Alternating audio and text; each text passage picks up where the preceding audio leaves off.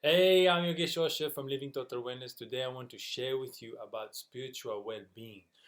Well-being is a big topic, wellness is a huge thing, and most of the time what we hear is about physical wellness and well-being, and then maybe a little bit about mental wellness and well-being, but we rarely hear about spiritual well-being and spiritual wellness. And this is actually a core subject, core issue of this whole topic, because you can have a healthy body, you can have your mind okay, but if you are not spiritually elevated, if you don't have well-being in the spiritual sphere, your spirit goes down, and whatever physical and mental you work hard to achieve a wellness on those physical and mental levels, you will eventually be dragged down because your spirit is not rising up.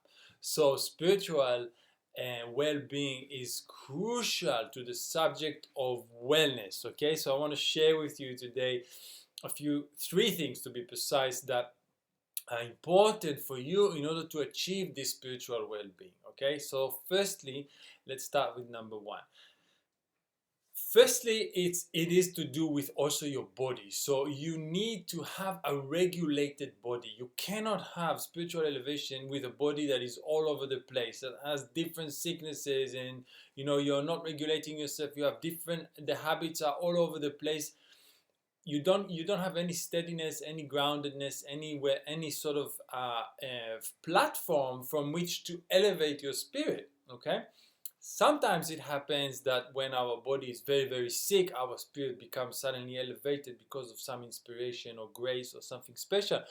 But as a rule of thumb, as in general, we need a healthy body. So we need to regulate our body. That means regulate how we sleep, regulate how and what we eat, regulate how and what we drink, regulate, or the activity, have a sort of a flow of a daily flow of life and lifestyle that induces this regulated body, that gives the platform to then have a disciplined mind.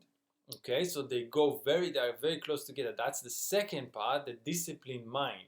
If you don't have a disciplined mind, your mind goes all over the place. Your spirit will be dragged down, because habitually our mind goes to negativity. This is unbelievable, but this is true. Believe me, I've been experimenting that for 20 years in meditation and in life, and I know very well, and I've also been working with many people, and I know how, if we don't have discipline for the way we think and the way we perceive things, if we don't have a systematic positive discipline, we will go down. The mind goes to the negative, mind goes to the indulgent, mind goes to the negative, mind goes to see the bad results of everything, mind goes to see the worries, the anxieties. That's why we go down there. So, and because we don't have a system to discipline the mind, then surely what happens is that we go downwards, and then we end up in this position of a problem with mental health. And sometimes it becomes very bad, but in general it can be just stress, okay, or just overwhelm, constant overwhelm. It can become like a social phobia, a worry from meeting other people and talking to other people. It becomes sort of a habit of being lonely, and then loneliness kicks in, and then more negativity kicks in. It's a cycle. So in order to overcome that, we need the regulated body. That means a lifestyle and practices and discipline to our way of handling this body. Our body, what we drink, what we eat, what we think. What we think is already the second level, but what we drink, what we eat, how we sleep, what we do, exercises, and all of these things. These are the platform.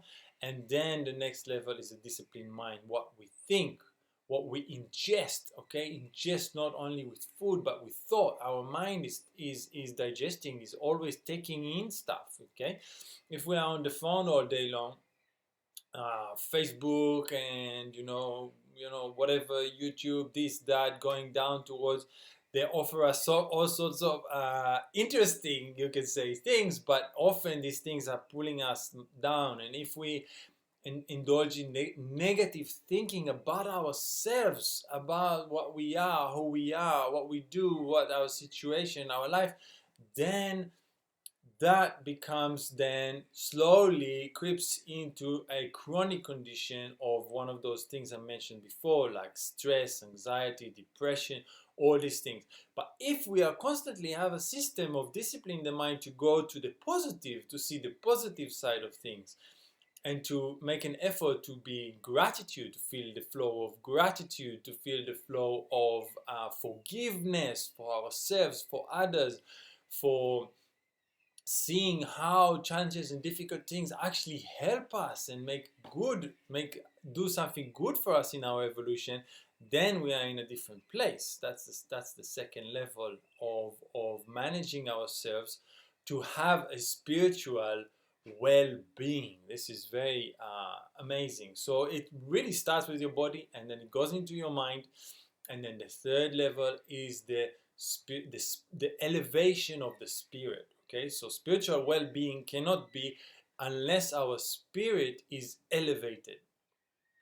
The expression is very simple, low spirit, I'm down, or high spirit, I'm up, I'm inspired, I'm invigorated. So similarly, it's almost like a muscle, but we can lift up our spirit. We can rise up the way we feel.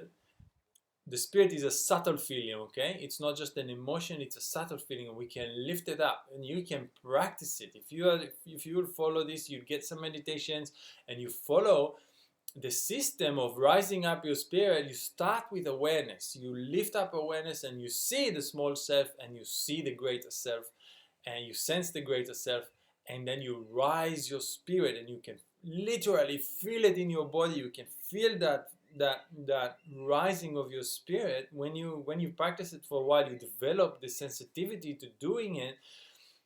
Simple things like your gaze opens and you see more around you rather than being caught and being worried or being thoughtful about one or two things. Suddenly you can also you have an expansion. Even you will feel it with your eyes. You will see better around you. That's one simple thing. Another simple thing is that you feel your body can calm down. You're not holding a tension, or sometimes we think and worry, and there's so much tension in the body, and the voice becomes even hard to hear because it's so tension. And then when you raise your spirit, you can relax. Your belly comes down back to place. Your muscles you're more straight. You're more even. So there are many signs that can indicate how to lift the spirit, and we can feel that we're doing it in our body, in our mind. The mind becomes more relaxed, more peaceful, more trusting, more faith in the things, the way things unfold, rather than being worried and concerned. And that doesn't mean not to do the important things that need to be done, but it means that you can calm down your spirit and you can be relaxed. So, my friends, these are the secrets to spiritual well-being, a crucial part of wellness that most people don't talk about. You see a lot about the body, a little bit about the mind, and rarely nothing about how to achieve spiritual well-being. So this is a very, very important thing to implement and to start to practice. Having those first layers, I'm not denying the body, I'm not denying the mind, but having those first layers in place, regulated body, disciplined mind, and then elevated spirit. And when you achieve the balance and the work through these three levels, you rise up beyond your normal state. You rise up to places where you feel so much better, so much in flow with life, with everything. Your direction becomes clear. Your motivation becomes steady and regular and not sporadic. Sometimes you feel, oh yeah, this is great. And the next day, oh, it's terrible. It's not working. I'm not good. I'm not this, I'm not that. But you will have a steady thing because you'll have the muscle of rising up your spiritual well-being by rising up the elevation of your spirit, by having a regulated body and having a disciplined mind and an elevated spirit. This is my gift for you today, my friends.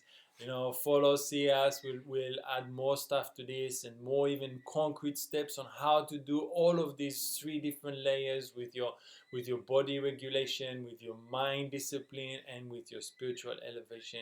And I'm not talking about anything religious here.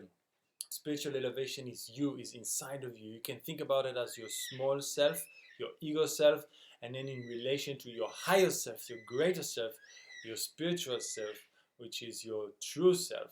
And you are doing a movement. You are elevating yourself from your small self of your ego to the greater self of your spiritual well-being. This is the journey, and we are moving through the physical, through the mental, into the spiritual. And if we do it with a positive flow and with the right tools, with the right skills, we certainly reach there. It's as simple as that. It's like driving a car. If you go from one place to another, you know the way, you know your destination, you get there. It's as simple as this. Thank you, my friends. Thank you for listening, and I will talk with you soon.